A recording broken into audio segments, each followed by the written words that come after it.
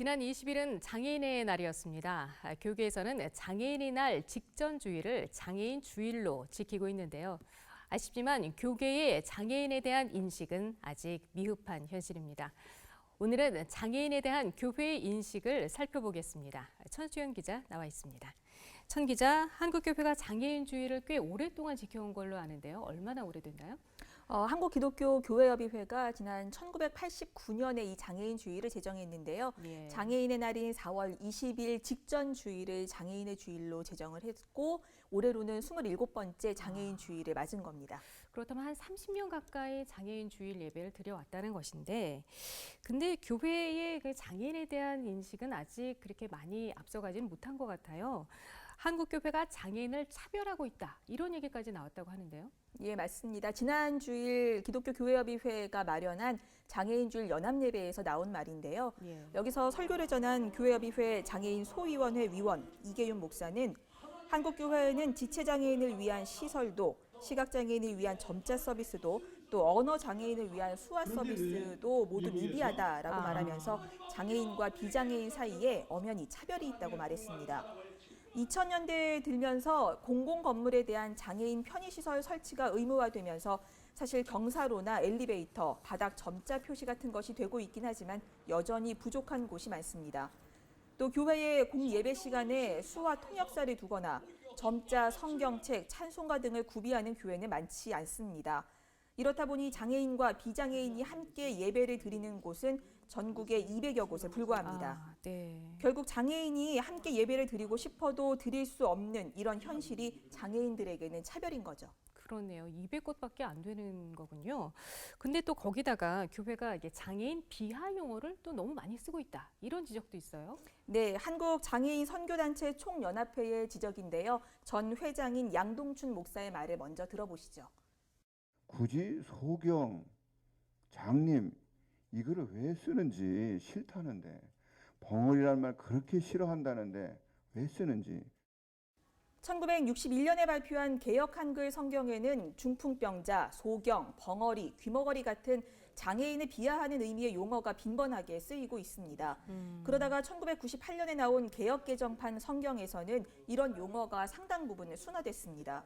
하지만 아직도 한두 군데 남아있는 실정이고 더 큰 것은 사실 목회자들의 언어에서도 이런 용어들이 종종 나타나고 있다는 점입니다. 예. 때문에 한국장애인 선교단체 총연합회는 용어 개정을 여러 차례 요구했다고 하는데요.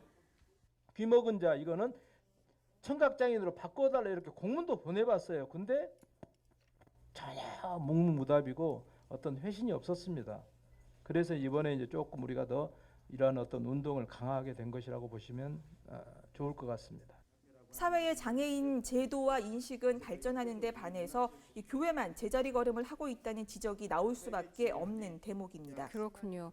근데 교회가 오히려 사회보다 더 적극적으로 장애인들을 더 품어야 될 것 같은데 좀 아쉽다는 생각이 듭니다.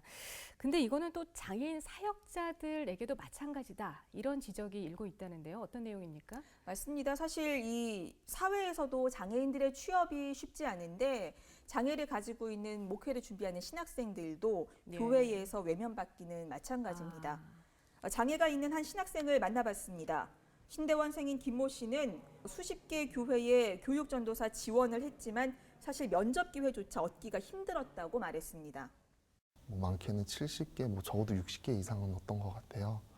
근데 이제 그런 이력서들을 넣으면서 예상외로 면접의 기회조차 거의 없더라고요. 네, 화면으로 보기에는 그렇게 장애 정도가 심해 보이진 않아요. 그러니까 왜 교회에서 외면을 했을지, 이게 정말 장애 때문인지 이게 궁금하거든요. 김 씨 같은 경우에는 자기소개서에 적은 내용 때문이라고 보고 있습니다. 김 씨는 자기소개서에 군면제 사유로 지체장애 3급이라는 점과 또 근육이 약해지는 희귀병으로 마이크를 오래 들고 있거나 30분 이상 계속 서 있을 수 없다는 등 비교적 자세하게 자신의 장애를 소개했다고 합니다. 김 씨는 교회가 활동성 있는 비장애인 전도사를 선호하는 현실은 이해하지만 예. 장애를 가진 전도사도 사역할 수 있도록 하는 교회의 배려가 아쉽다고 지적했습니다. 교사들이 좀 뒷받침해주고 성도들이 이해해주고 한다면 얼마든지 함께 할 수 있는 그런 구조를 만들 수도 있을 것 같은데 노력의 흔적, 고민의 흔적조차 잘 느끼지 못했던 것 같아서 그 부분에서는 많은 아쉬움이 있었습니다.